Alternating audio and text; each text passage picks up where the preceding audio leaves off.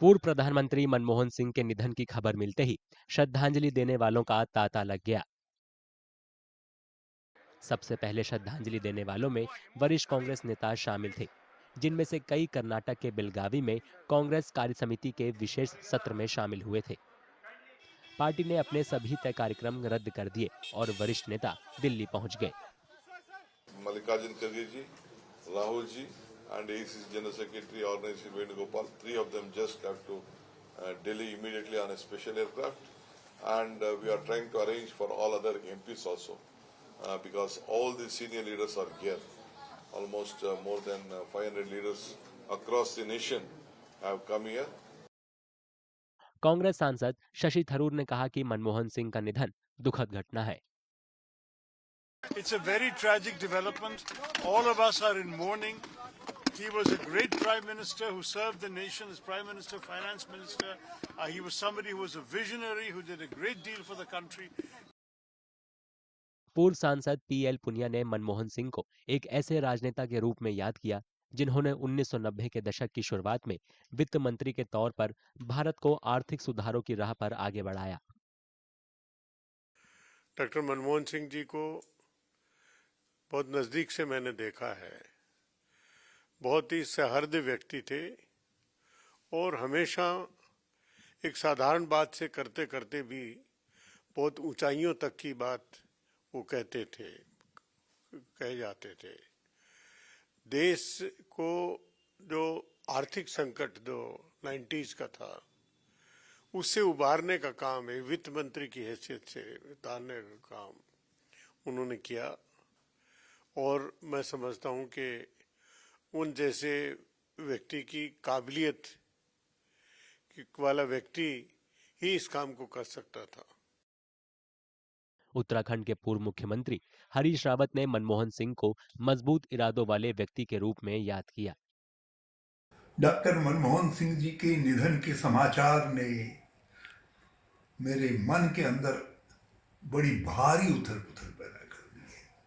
भारत ने और भारत माँ ने अपने योग्यतम पुत्र को खो दिया है, महान राष्ट्रभक्त को खो दिया है, ऐसे व्यक्ति को खो दिया है जो अपनी सादगी मगर सादगी के साथ निर्णय लेने की दृढ़ता के लिए हमेशा याद किए जाएंगे।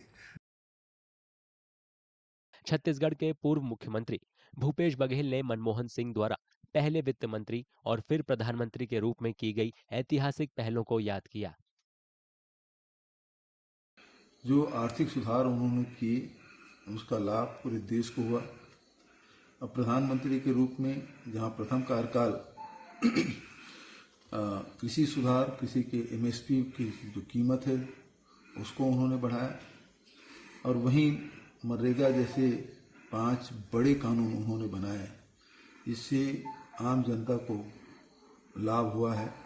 और मनरेगा जैसे क्रांतिकारी कदम के कारण से 14 करोड़ गरीब लोग गरीबी रेखा से बाहर आए। वहीं उन्होंने शिक्षा का अधिकार, सूचना का अधिकार, भोजन का अधिकार जैसे अनेक कानून पास किए जो कभी कोई कल्पना कर नहीं सकता था।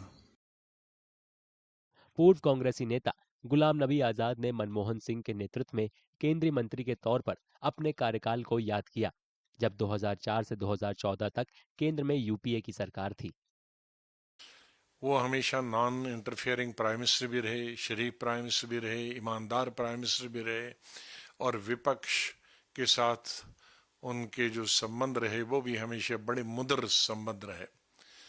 मुझे उनके साथ कुलीग रहने का मौका भी 5 साल मिला जब हम दोनों मंत्री थे 91 से 96 तक, और मुझे उनके अंडर मिनिस्टर काम करने का मौका भी मिला 2004-2005 में जब वो प्रधानमंत्री थे, और उसके बाद 2009 से लेकर 2014 तक स्वास्थ्य मंत्री के रूप में मैंने उनके अंडर काम किया। तो हमेशा अच्छी सलाह देते थे और इंटरफेयर नहीं करते थे, लेकिन सलाह जरूर अच्छी देते थे। दिवंगत प्रधानमंत्री के साथ सलाहकार की भूमिका में काम करने वाले सैम पित्रोदा ने अमेरिका के शिकागो से उन्हें अपनी भावभीनी श्रद्धांजलि दी। He was a leader of a different generation. He had no need for personal glory. He didn't want to take credit from anybody. He never really put his foot down. He allowed people to collaborate, cooperate. He was not into command and control. I enjoyed working with him. I spent 10 years. He was sort of a person who let you do things. He could probe, but at the same time, he could make you feel very comfortable. I enjoyed his leadership style. It's very similar to what I would like to practice. पूर्व प्रधानमंत्री मनमोहन सिंह ने गुरुवार शाम 92 साल की उम्र में दिल्ली के एम्स में अंतिम सांस ली।